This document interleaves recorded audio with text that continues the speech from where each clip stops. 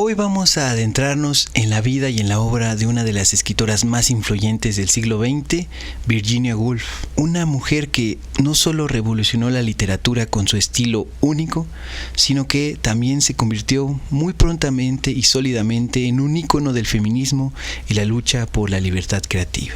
La pionera del feminismo literario o también la sacerdotisa de la introspección es el tema de este episodio y por lo tanto exploraremos cómo Woolf utilizó la literatura como un ejercicio de libertad tanto de manera personal como colectiva. Bienvenidos a Radio Locura 66.6 FM, su podcast de confianza de arte, música, literatura y fluidos de conciencia muy bien manejados como el artista de esta semana.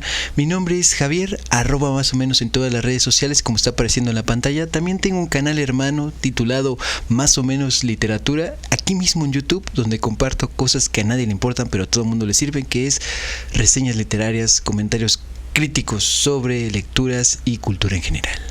Mi nombre es Alex Siriana, alex.siriana en todas las redes sociales. Por favor, vayan a escuchar mi música, que recuerden que la música es la arquitectura del silencio. Y muchísimas gracias a Fango Bazar, patrocinador oficial de este proyecto. Aquí tienen su Instagram, pueden encargar todas las playeras que quieran de su catálogo, que incluyen muchos ya de los episodios que hemos estrenado en este proyecto.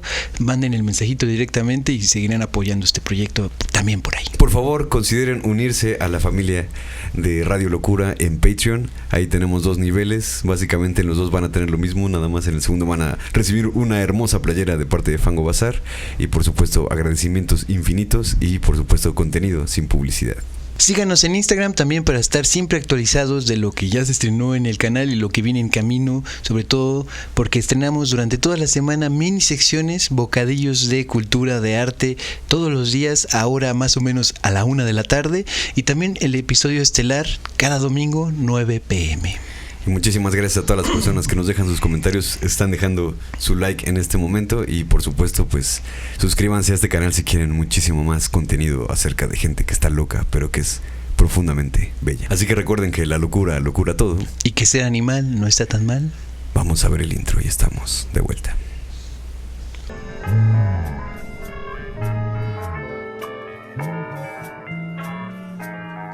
Radio Locura 66.6 en frecuencia moderada.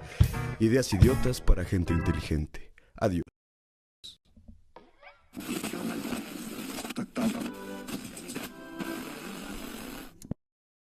Episodio número 53.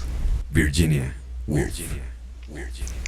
Hoy vamos a adentrarnos en la vida y en la obra de una de las escritoras más influyentes del siglo XX, Virginia Woolf, una mujer que no solo revolucionó la literatura con su estilo único, sino que también se convirtió muy prontamente y sólidamente en un ícono del feminismo y la lucha por la libertad creativa.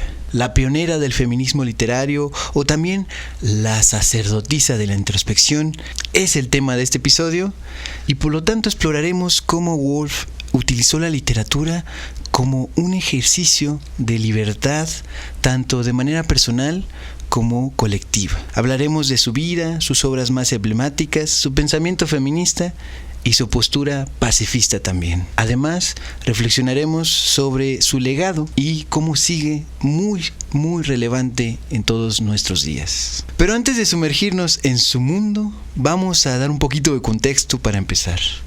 Virginia Woolf vivió en una época de grandes cambios que fue finales del siglo XIX y principios del siglo XX. Un momento en el que el mundo estaba pasando por una profunda transformación política, social y cultural, sobre todo en Europa. Woolf no solo fue una testigo de estos cambios, también los vivió en carne propia, y su obra es en buena medida un reflejo de esa búsqueda constante de la libertad en ese contexto y también perseguir significado en medio de un mundo que a menudo se sentía muy hostil, igual o peor que en nuestros días. Así que sin más vueltas, empecemos por la pregunta básica. ¿Quién fue Virginia Woolf? ¡Dilo! Gritos al cero. La vida de Virginia Woolf. Virginia Woolf, cuyo nombre de nacimiento era Adeline Virginia Stephen, nació en 1882 en Londres, en el seno de una familia intelectual y bastante privilegiada de la época. Su padre, Sir Leslie Stephen, fue un destacado historiador, crítico literario también, lo que sin duda influyó en el ambiente cultural en el que Virginia creció. Desde muy pequeña estuvo rodeada de libros, ideas y debates intelectuales en su propia casa, algo que marcó profundamente su formación en general. Sin embargo, hay que decirlo muy rápidamente, la vida de Woolf no fue fácil, ya que desde pequeña, desde bastante joven, luchó contra problemas de salud mental, que estarían a lo largo de su vida sin parar, aunque habría momentos más lúcidos y momentos más depresivos. Estos episodios que van de la depresión a la ansiedad, aunque eran sumamente dolorosos, también fueron buena parte de la inspiración para su propia obra, ya que a través de la escritura encontró, como también fue el caso de Alejandra Pizarnik, que ya tenemos el episodio en el canal, encontró por lo tanto una forma de canalizar emociones y de explorar su propia mente. En 1912, Virginia se casó con Leonard Woolf, de quien tomó el apellido, no sin antes tener múltiples pretendientes, por lo menos más de 6. Entre ellos, el dato curioso está ahí, estuvo un hijo de Charles Darwin, pero que terminó rechazando porque de plano no conectó. Sin embargo, con Leonard Woolf, que era un hombre que no solo se convirtió en su compañero de vida, sino que también fue un pilar completamente fundamental en su carrera literaria. Leonard no solo la apoyó en lo emocional, sino que también fue su editor y su confidente. La ayudó a publicar entonces sus obras y a mantener su estabilidad en los momentos más críticos, difíciles, completamente apesadumbrados. Juntos, ellos dos se incorporaron como parte del famoso grupo o círculo de Bloomsbury, un círculo de, en su mayoría, intelectuales de la época, artistas y escritores que se reunían en Londres para discutir ideas sobre arte, literatura, política e ideas en peligro de extinción, como en este programa. Este círculo, este grupo, que incluía figuras como E.M. Foster, un novelista, como John Maynard Keynes, aquel que se volvió después muy famoso por sus posturas en la cuestión económica del mundo, y Lytton Strachey. Todos estos, entre otros más, fueron fundamentales en la formación de Woolf como escritora y como pensadora, porque en este círculo de Bloomsbury todo lo que estaba manejándose tenía una sola regla, pero muy muy clave: la libertad creativa, la libertad de ideas y la libertad de identidad y de encuentros sexuales. En todo sentido, muchos de los participantes de este círculo no solamente pues tenían interés en el arte o en la cuestión intelectual, económica y demás asuntos, digamos, disciplinarios, sino que en muchos de esos casos vivían una vida sexual muy abierta, algunos eran bisexuales, como también pasará en el caso, adelanto un poco, de la misma Virginia Woolf. Por cierto es que en medio de este círculo, que tenía múltiples chismorreos y demás, sirvió para que Virginia y Leonard fundaran en 1917, año de la Revolución Rusa, una editorial que se llamó Howard Press. Esta editorial sirvió como casa, como cuna de muchos de los trabajos de sus camaradas en este círculo de Bloomsbury, y además también sirvió como puente entre la literatura rusa de la época, la literatura avanzada de los rusos que estaban pues publicando en esos años, y también sirvió como lugar de la primera edición en inglés de las obras completas de Sigmund Freud. Entonces, esta Howard Press, esta editorial de este matrimonio de Virginia y de Leonard, sirvió no solo como un impulso para sus amigos, sino como un puente de la literatura mundial hacia la misma obra de Virginia Woolf y hacia el mundo, pues por lo menos de habla inglesa. En ese sentido, es pionera también de lo que viene siendo publicar obra propia y ajena. Somos pioneros. Como dirían en Buspuja. En todo caso, no todas las cosas que llegaban a la editorial eran aceptadas y publicadas.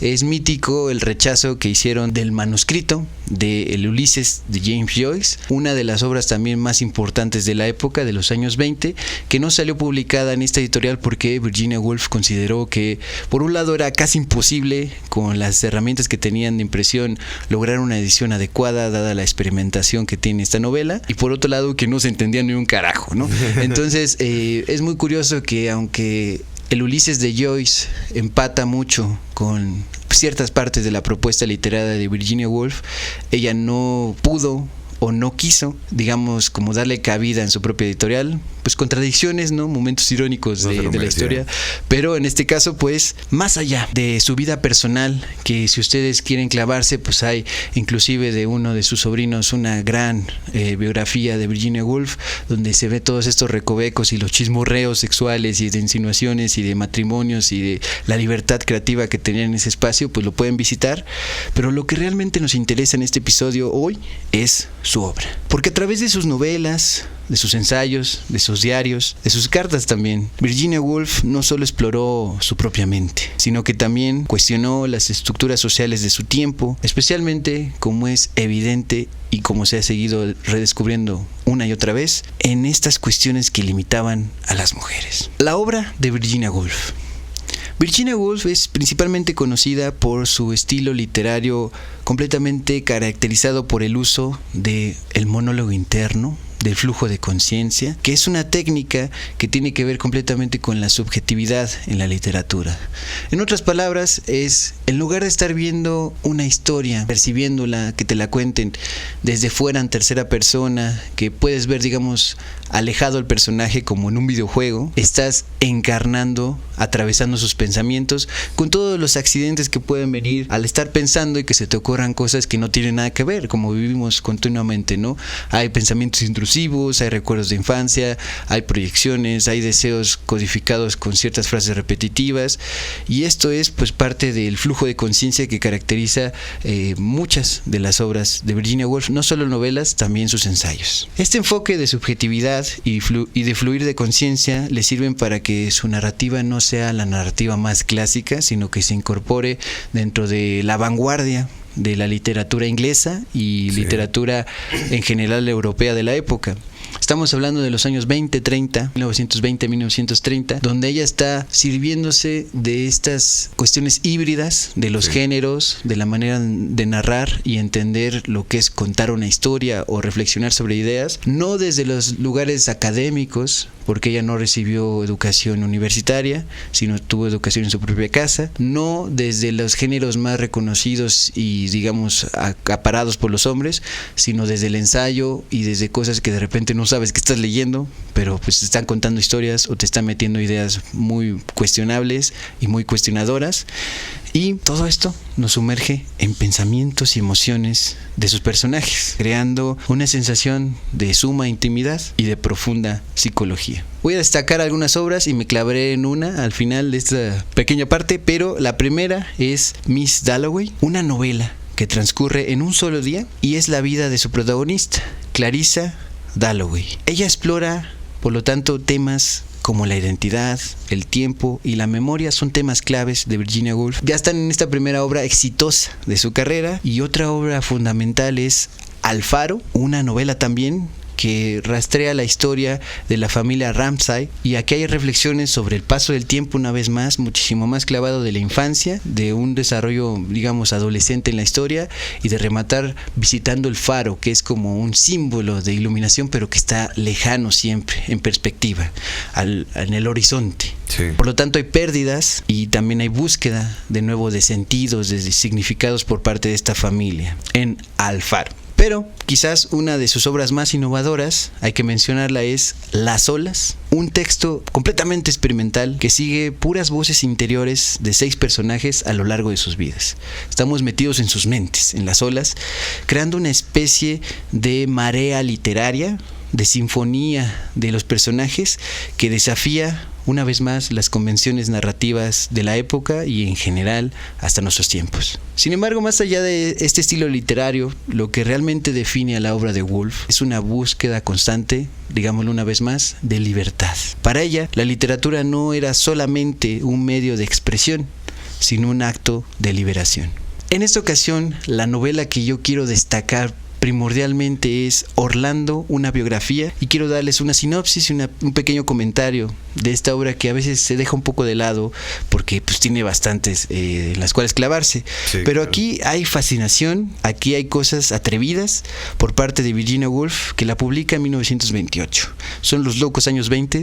Ya tenemos aquí en el canal nuestro episodio dedicado Para que a se den esa... un contexto de qué tan locos estaban esos años 20. Completamente bien planteado en ese episodio, pero aquí esta obra surge y es una biografía ficticia, es decir, está contando como si fueran hechos reales, actos y desarrollos de un personaje inventado. Este personaje se llama Orlando. Comienza su historia como un joven noble en medio de la Inglaterra isabelina, es decir, de tiempos de William Shakespeare, para ponernos más o menos en contexto, y tras una serie de eventos entre extraordinarios, míticos, de danza y de parodia, se transforma en un viaje que hace como embajador en Constantinopla en una mujer. Así que empieza la novela con un joven bello, distinguible, que tiene todo el reconocimiento de su nobleza y que por una decepción amorosa de una rusa que es parte de la embajada que está visitando Inglaterra, que no termina de seguirlo en su entrega del amor a primera vista, él le dice, quien tiene la decisión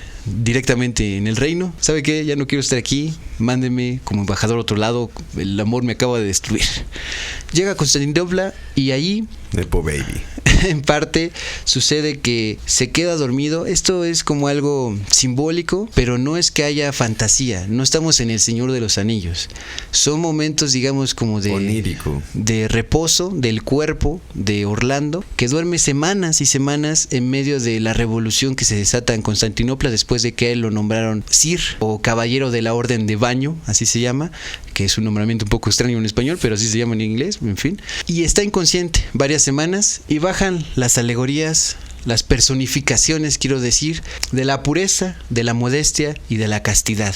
La rodean mientras lo rodean. Le rodean mientras está dormido y hay unos cantos, hay unas trompetas que están diciendo una y otra vez la verdad, que se presente la verdad, casi.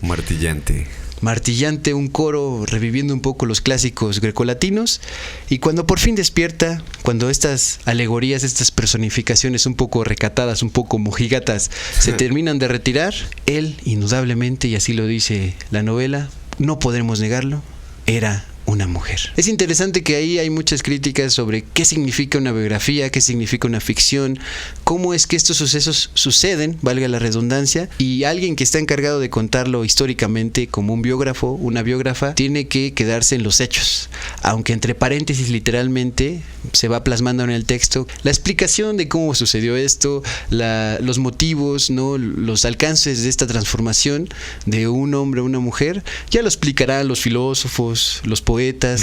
La labor de un biógrafo, de una biógrafa, es contar lo que pasó. Obviamente se está burlando, está haciendo una crítica tanto de filosofía como de biografías, como de la misma poesía y literatura, digamos, clásica, ficcional. Sí, el dejar fluir los pensamientos también a través de los estilos literarios, ¿no? Que es algo muy híbrido, inclusive también en los géneros que está usando para plasmar sus historias, ¿no? Y Orlando, entonces, para que se les antoje aproximarse en esa estupenda lectura, que él hasta los 30 y tantos años fue hombre y a partir de esa edad se vuelve mujer. Obviamente va a empezar a darse cuenta de que para él es muy natural este cambio, es algo que no se cuestiona, pero que la sociedad lo va a empezar a ver diferente. La va a empezar a ver diferente. Estos cambios de pronombre, de tratamiento, van siendo arrastrados y va viendo las evoluciones porque él, otro dato interesantísimo de esta novela es que no solo vive la época de Shakespeare, ¿no? Isabelina, sino que también llega hasta el siglo XX. Este personaje, en otras palabras, no envejece como Vegemón, ni tampoco envejece como envejecemos todos, porque juega con la relatividad del tiempo. Un minuto puede contener siglos, un siglo puede durar tan solo unos minutos, dependiendo de la intensidad de los pensamientos, de las experiencias, de la sensibilidad que está puesta en juego en esta novela, y que también nos podemos sentir identificados, identificades con esta idea de que el tiempo a veces dura muy poco, a veces es muy difícil de seguir. Por si no era poco, con la capa de moralidad que ya estaba poniendo sobre el tema de lo trans también, y su fluidez entre los géneros literarios, aparte de todo, se pone a jugar con el tiempo de una manera magistral, ¿no? Y esto tiene que ver mucho con que, aunque está el narrador, que es el biógrafo, la biógrafa, que podemos entender que es Virginia Woolf ficcionalizando que es una biógrafa o un biógrafo. También hay un juego ahí de quién es el narrador, pero en fin, es una crítica en muchos niveles de la relatividad del tiempo, de la relatividad del género, de las perspectivas de época respecto a los tratamientos de hombres, mujeres y también pues de la nobleza y de qué significa a veces preguntarse una y otra vez ¿quién soy yo? ¿Qué es el amor? Las grandes preguntas están atravesando esta novela, que también es una biografía pero que también es ficción y que al mismo tiempo no está solo en una época de Inglaterra, sino que es también una radiografía de ese país que de repente se volvió el imperio del mundo más cabrón y antes de repente era solo un pequeño reino y de repente ya estamos en el siglo XX, en 1920 y tantos, que es donde se publica esta novela, y ahí tenemos a Orlando siendo mujer, enamorada y casada de un marinero y que de repente empieza a decir hay tantos yos dentro de mí, ¿cuál es el que puede tomarse? ¿Cuál es la clave? Y hay como un juego de perspectiva por último para que se queden de que ella ya va manejando un auto y los cambios vertiginosos de su mente también están siendo representados o simbolizados por la velocidad que te presenta un auto, aunque sean de esa época, viendo al mundo a 5 kilómetros por hora. Pero no es lo mismo que ir caminando que ir subido ya en tu cochecito. A 4 kilómetros por hora. Sí, tal cual. Al menos va sentado o sentada, como en el caso de Orlando. Esta biografía ficticia, Orlando, es una exploración audaz de temas, lógicamente, como el género, la identidad, la fluidez del tiempo. A través de este Orlando, Virginia cuestiona las convenciones sociales de varias épocas y las expectativas de género de varias épocas, mostrando cómo la identidad es algo que se mueve muchísimo, no es algo fijo y es algo que podemos modular, manipular, cuestionar y transformar desde afuera hacia adentro y desde adentro hacia afuera, ¿no? Hay un juego constante de cuestionamientos de lo híbrido, de lo andrógino en esta novela, que me parece, también hay que decirlo, que es un antecedente, gracias a la traducción de Jorge Luis Borges, de lo que después evolucionará en Hispanoamérica como el más o menos bien llamado, mal llamado boom latinoamericano, porque hay cosas extraordinarias que pasan en esta novela para los personajes, para Orlando, para los de la nobleza, para el pueblo en general. Es algo de lo más común y corriente.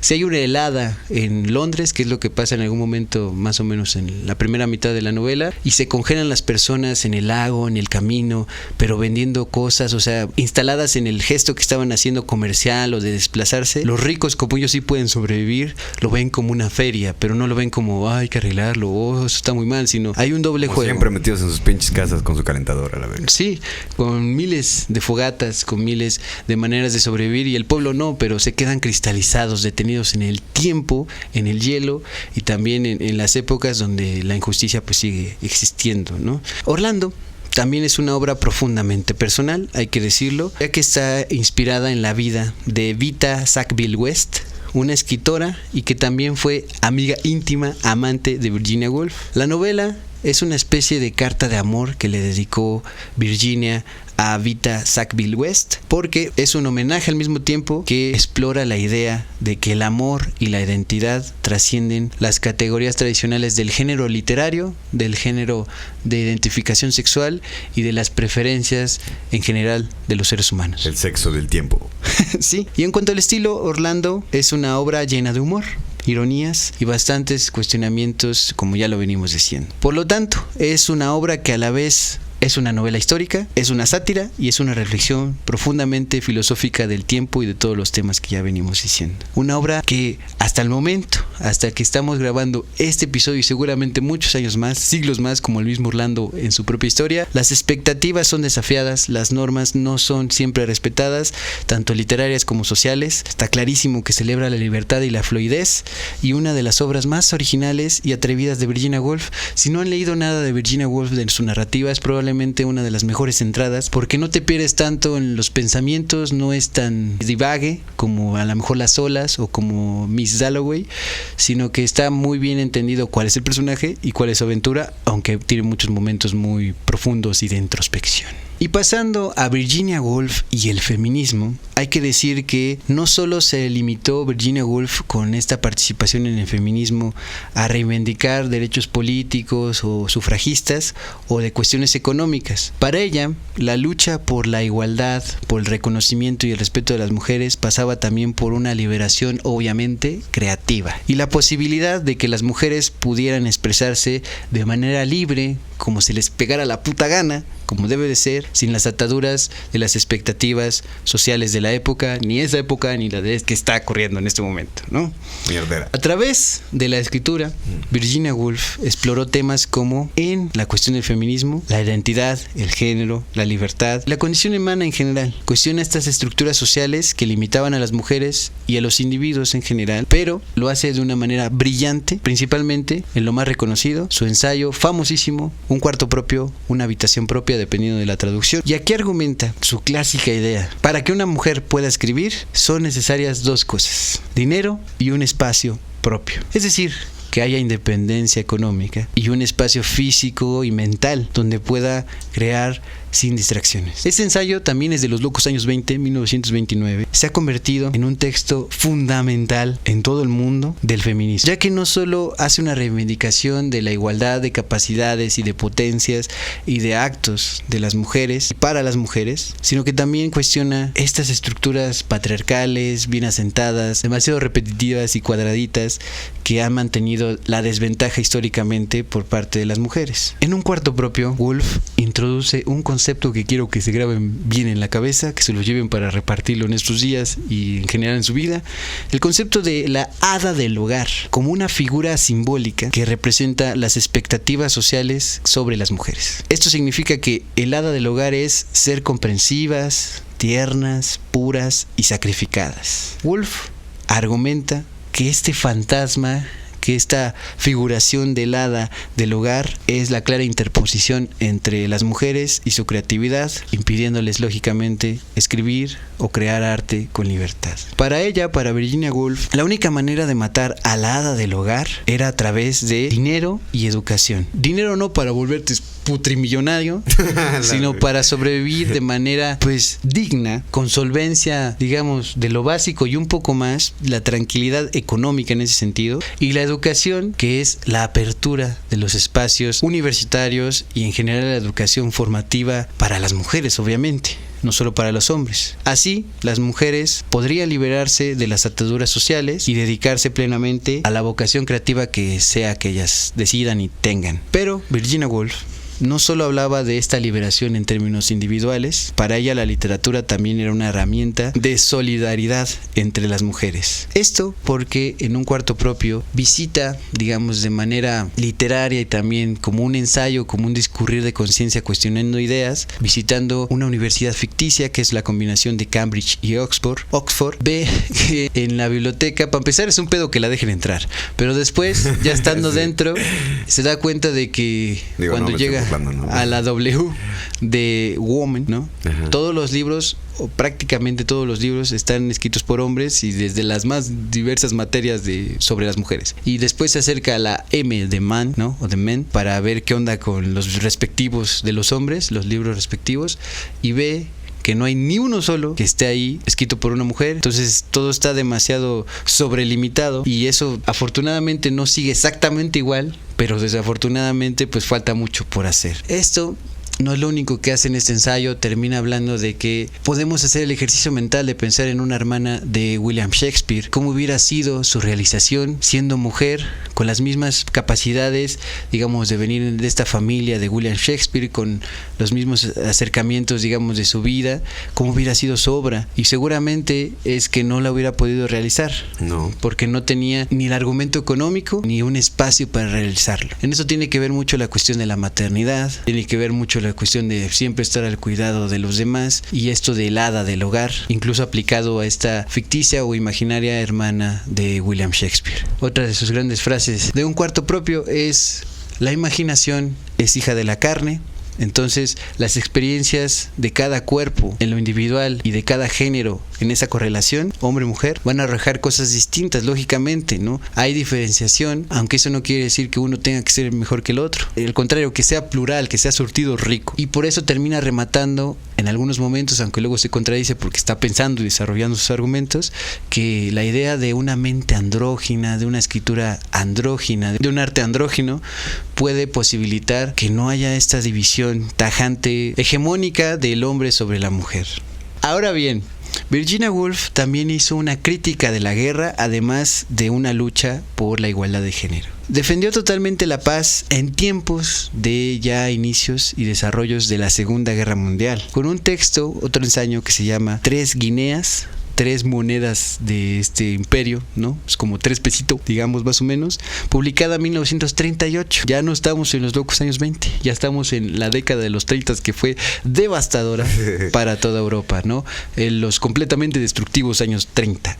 Y aquí critica las estructuras que hay de control completamente acaparadas en todo sentido de la guerra, salvo por la Unión Soviética, hecho y manejado por y para los hombres, ¿no? La guerra es un asunto de hombres y según esto, estas estructuras patriarcales son las responsables de la guerra y la violencia. Este libro es bastante potente, son cuestionamientos ya económicos, de libertad de expresión, son cosas sumamente instauradas y barajeadas en medio de la Segunda Guerra Mundial, y fue tanto así que ella y su marido llegaron a estar en la lista negra de Adolfo H., aquel líder de los nacionalsocialistas de Alemania, todo por este libro donde criticaba este funcionamiento. ¿Por qué voy a dar dinero? ¿Por qué voy a ofrecerme? Si en realidad las mujeres no tienen ninguna participación en la guerra, no pueden decidir ni que sí ni que no. Entonces, en ese sentido, expresa una clara censura al movimiento fascista en general y expone también las dificultades a las que se enfrentan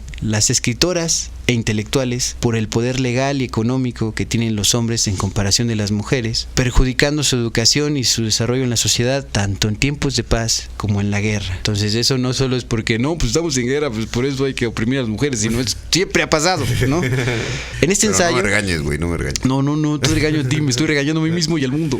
En por mi deuda histórica. Sí, pues sí. En este ensayo, en el de 3 guineas, ella hace comentarios sobre las mujeres. Obviamente.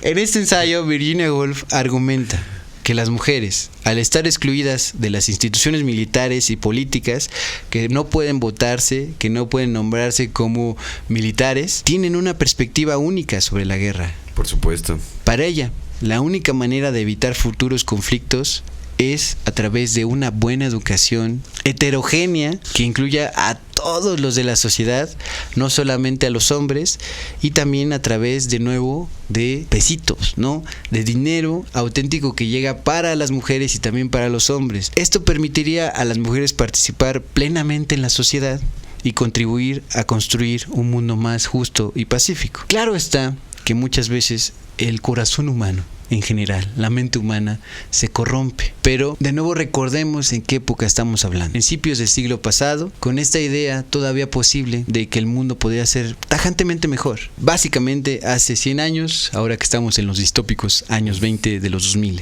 Toda esta brillantez, todo éxito literario que empezó a cosechar Virginia Woolf, también como una mención honorífica para ver esta brillantez y además la brevedad, porque no todos son libros extensos de más de 200 páginas como muchas de sus novelas, sino que también practicó el cuento. El cuento recomendable para que vean esas reflexiones, esos flujos de conciencia, es La mancha en la pared, donde una protagonista está en su casa y descubre muy kafkianamente que en la pared hay una mancha que no logra descifrar qué es, sentada desde su sillón, y que empieza a tener bastantes divagaciones de qué podría haber consolidado una mancha en la pared, que nadie ha abierto la puerta ni nada en mucho tiempo y así. Y la resolución es un poco anticlimática, es más de disfrutar el viaje, de cómo las ideas están en papel, pero que muchas veces es como nosotros pensamos, ¿no?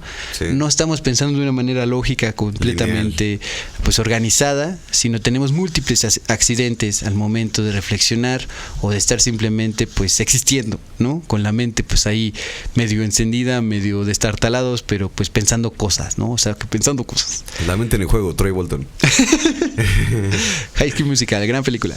Ahora, todo esto de Virginia Woolf no fue infinito, lamentablemente, porque esa lucha durante toda su vida contra la depresión y la ansiedad iba y venía, y lamentablemente fue lo que la fue orillando a que, aunque hasta el final de sus días agarraba la literatura, la escritura, la reflexión, las cartas, los ensayos, todo este ejercicio creativo como algo que la alivianara, que pudiera transformar emociones en medios expresivos y no solamente en hundirse en sí misma, pues la Segunda Guerra Mundial se intensifica. Ya estamos en 1941 y en este momento súper crítico de la Segunda Guerra Mundial, ella decide algo tajante. Y para esto, déjenme retomar dos cartas. En 1941, el 28 de marzo, Virginia Woolf escribió dos cartas. Una dedicada a su hermana Vanessa y otra dedicada a su esposo Leonard Woolf, en las que expresaba agradecimiento, amor,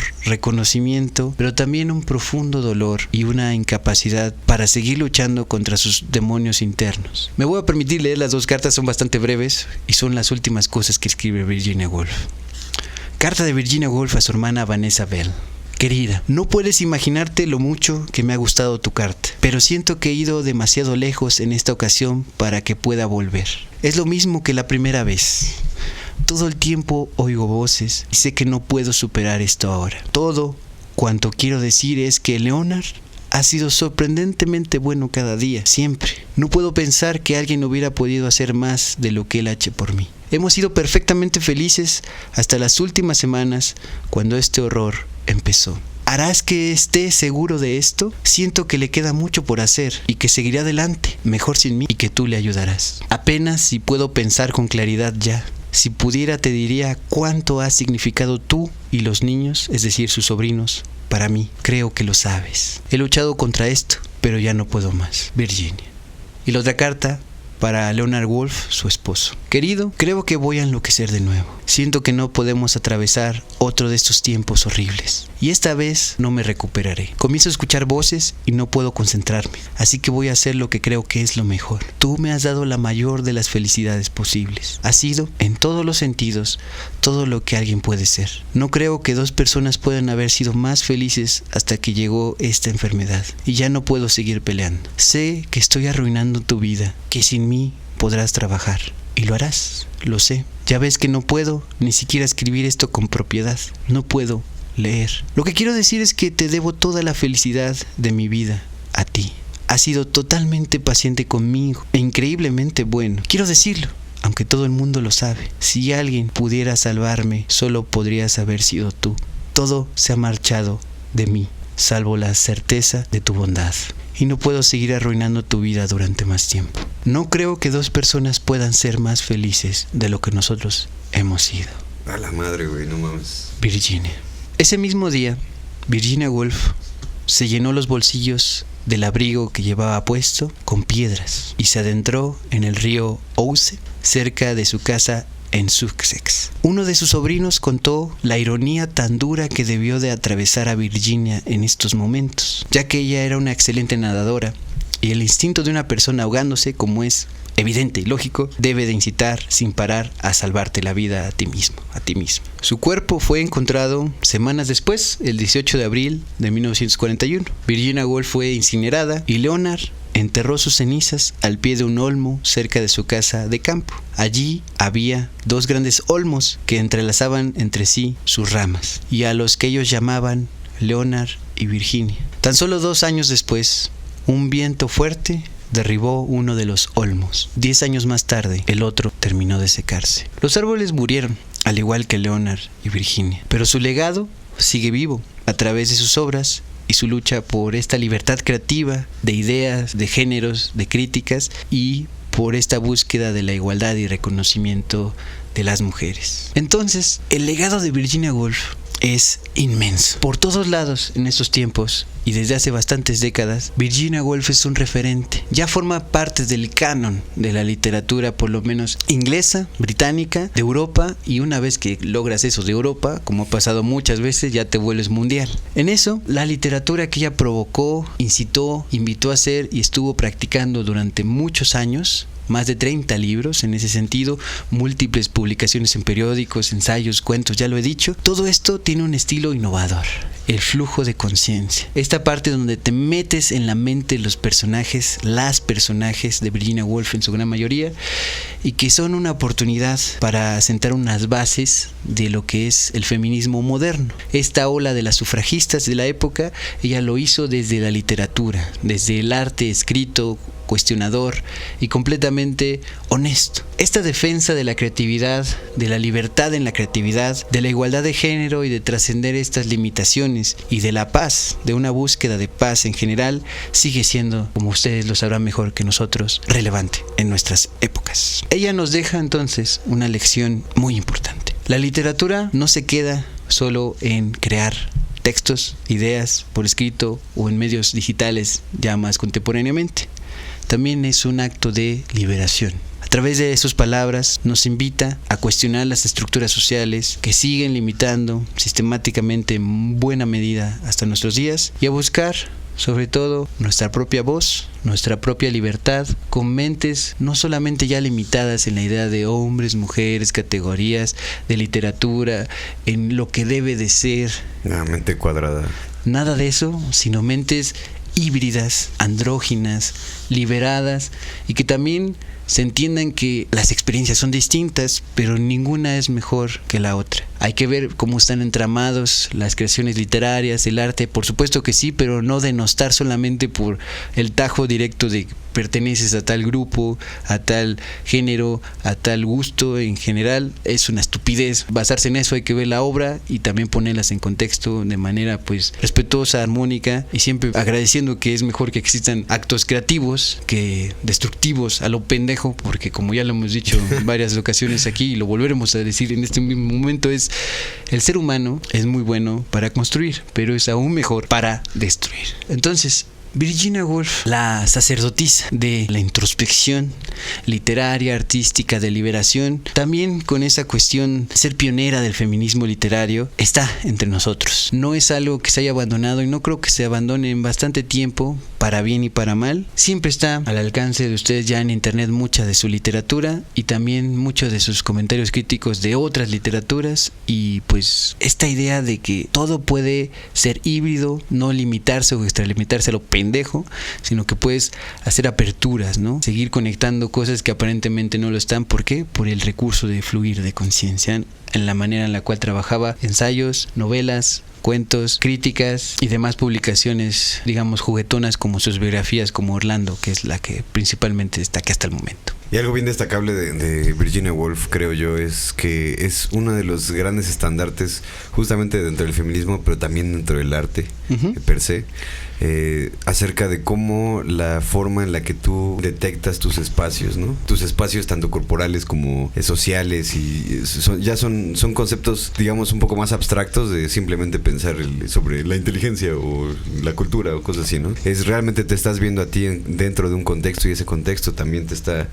dando muchísimas cosas. Entonces siento que ella es un gran estandarte dentro de esto del arte, porque a final de cuentas el arte como una expresión, al menos a los ojos de la actualidad, pareciera ser que es algo que siempre estuvo ahí, la libertad y el arte como una cuestión de un sinónimo, ¿no? Pero ha habido personas exactamente como Virginia Woolf que han hecho esto evidente, y aparte han propuesto la forma en la que esto sí puede ser de esta manera, que sí puede haber una liberación a través del arte, ¿no? Como lo sabrán ustedes mejor que nosotros, a través del arte pues se dicen todas las vivencias de lo que una cultura, una minoría, incluso también la mayoría, por supuesto, qué es lo que piensa acerca de sus tiempos, cuál es el zeitgeist, cuál es el espíritu de la época, y sobre todo ella creo que lo hace de una manera magistral, contextualizando que el fulgor real de toda su carrera, al menos en cuestión de su producción artística, ocurre más o menos en los años 20, en los locos años 20. Y en los 30. Y los 30. Pero el momento en el que esto se está gestando es realmente algo demencial. Por eso insistimos, vayan a ver ese capítulo de los locos años 20, donde hablamos justamente de cómo estaba el mundo, y podrán entender tal vez en una perspectiva un tanto distinto a qué es a lo que respondía Virginia Woolf con su literatura, ¿no?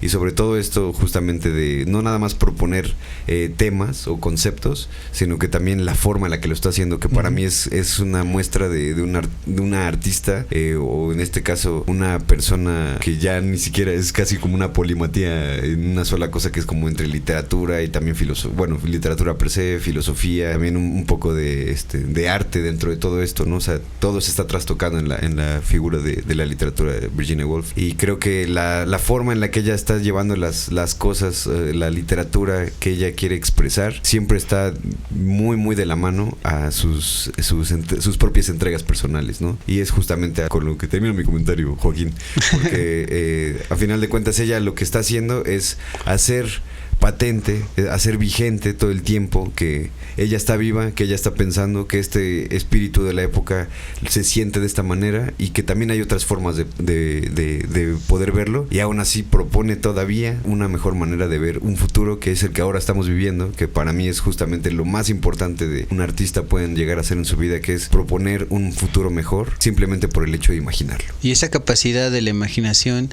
también está cimentada en cosas muy clásicas. Ella, al recibir educación en su propia casa por parte de esta determinación de su padre de que no las mandó a la universidad, ni a ella ni a su hermana Vanessa, que también fue una extraordinaria pintora, es con el objetivo, pues sí, de limitarlas, ¿no? De no estar en la universidad, pero todo en casa. Sí funciona, porque ella empezó a manejar lenguas clásicas como el griego, parte del latín, si no me falla la memoria, y estaba bien cimentada en lo que es la literatura en general canónica de estos tiempos grecolatinos.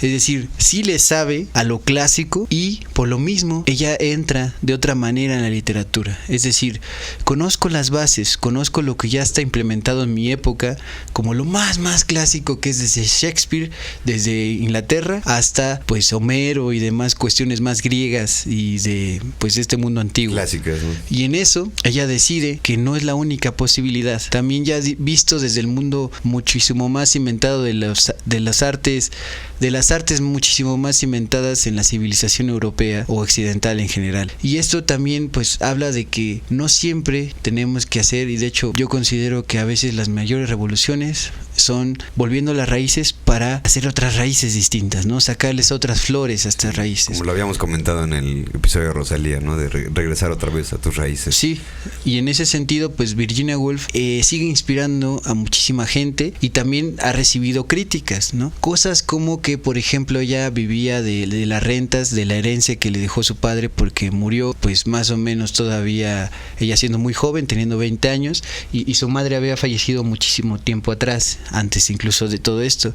Entonces esta muerte de su padre significa su liberación económica, y al mismo tiempo significa una liberación de lo que puede estar contactando y publicando en general. Moral también. Y también es una posibilidad de sustentarse sin estar haciendo trabajos manuales. Es decir, tiene esta solvencia, e incluso ella lo llega a decir: creo que soy la única mujer, al menos en este sentido, no completamente noble, sino con esta herencia más burguesa. Una soltura económica y de espacio, ¿no? Entonces tengo este compromiso. Sabe de su posición única de la época y de lo que significa esto, ¿no? Un gran poder lleva una gran responsabilidad. Y pues se le ha criticado mucho que, bueno, puedes decir eso del dinero porque a ti no te faltaba y así.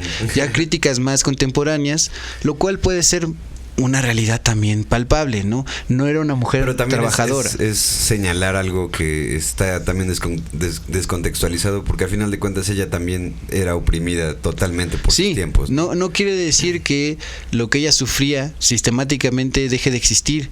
Al contrario, es que actualmente la opresión o los manejos para socavar a las mujeres que ahora son principalmente trabajadoras, ¿no? Obreras, y que no tienen esta solvencia de herencias, pues es una realidad también, ¿no?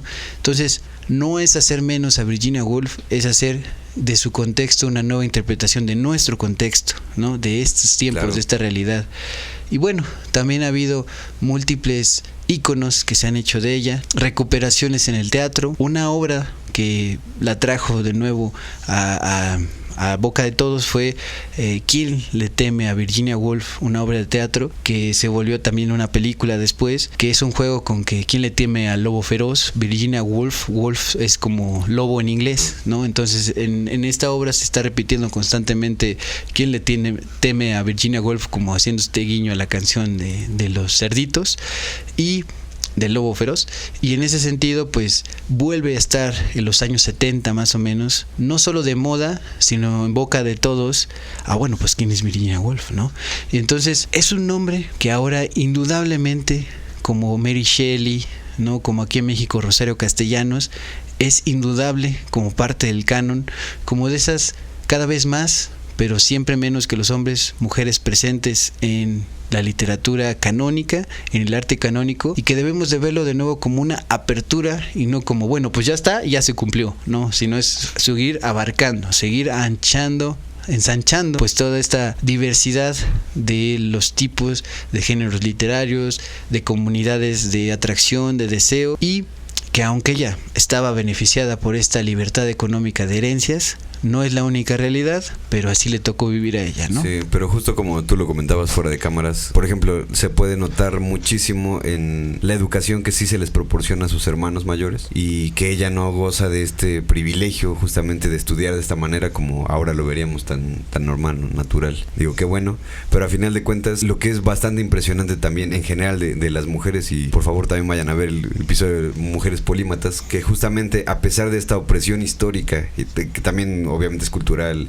de género y todas las cosas que quieran ponerle, el hecho de que una mujer en esos tiempos tenga este tipo de respuestas que de repente suenan tan liberadoras dentro de la forma en la que está haciendo su propio arte, o al menos el mensaje que está dejando, incluso con estas cartas tan potentes, que me guardé el comentario hasta ahorita, pero es de las cosas más llegadoras que he escuchado en mucho tiempo, ¿no? Porque y eso también, es real, ¿no? Eso también nos conecta con otro punto que habíamos comentado en el episodio de Alejandra Pizarnik, la cuestión de la salud mental. Sí. En su época ella también desconfió mucho tiempo, constantemente, de los médicos, porque los médicos solamente daban por hecho así, bueno, no estás sana, no estás funcionando como pues una mujer así, el hada del hogar, que ella criticó directamente en su obra, entonces por lo tanto pues es una persona histérica y punto, se acabó, medíquenla, lobotomía, sométanla y punto. Donald Trump. Y en ese sentido, esto es una llamada de atención también en nuestros tiempos, también con Alejandra Pizarnik y también con Virginia Woolf, al asunto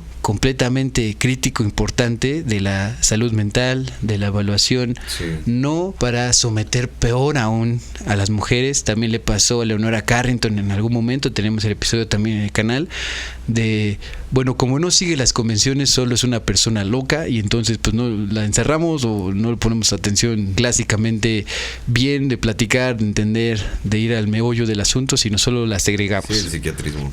Y entonces creo que tiene todas estas notas de creatividad, de liberación, de creatividad compartida en su propio círculo de Bloomsbury, con su propio esposo, con esta libertad sexual que después en los 60s explotará, que después en nuestros tiempos las cuestiones híbridas de los géneros, con los videojuegos, con la inteligencia artificial, pues ya están yéndose hasta las últimas consecuencias en otros medios, y que tienen esta base en lo que es Virginia Woolf como la sacerdotisa de la introspección crítica, literaria, también pionera del feminismo de esta ola completamente desde Europa, pero para el mundo. Eso entonces es Virginia Woolf. Muy básicamente es la invitación abierta a que ustedes, quienes nos estén viendo, pues compartan este episodio y se metan a su literatura. Recomendaciones, otra vez la lista rápida: un cuarto propio, una habitación propia, un ensayo potentísimo escrito de una manera brillante, irónica, con bastantes chistes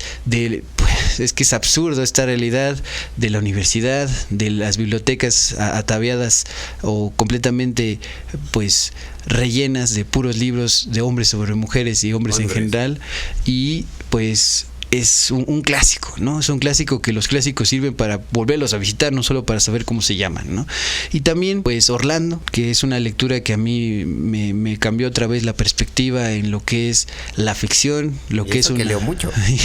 lo que es una biografía, que es salvar de una vida la historia de personal, de los pensamientos, también del espíritu de la época, porque vive varias épocas. Orlando, una gran manera de entrar a Virginia Woolf, y si tienen a lo mejor un poco menos de tiempo, pueden entrarle con el cuento de La mancha en la pared, también, que está bastante disponible incluso en internet. Yo creo entonces que Virginia Woolf no es algo que se agota en este episodio, por supuesto que no, pero es para ustedes, para quienes nos están viendo y para quienes puedan pues conectar o hacer una crítica también desde su potencia en estos tiempos. Todas estas ideas, no solamente de su figura, sino de los temas en sí. Súper recomendadísima, es algo que no se pueden perder, al menos ya no solo saben su nombre y siempre es para nosotros un placer estar trayendo este tipo de artistas tan potentes, tan fundacionales, aunque sean desde los lugares más clásicos de Europa, pero también que han servido para, pues ya lo decía, ¿no? Artistas como Rosario Castellanos aquí mismo en México, que podría tener en algún momento su episodio. Pónganlo en los comentarios si a ustedes les late y pues los estaremos considerando más o menos pronto. Sí, y sobre todo también dejen sus comentarios acerca de cosas que no sabían de Virginia Woolf,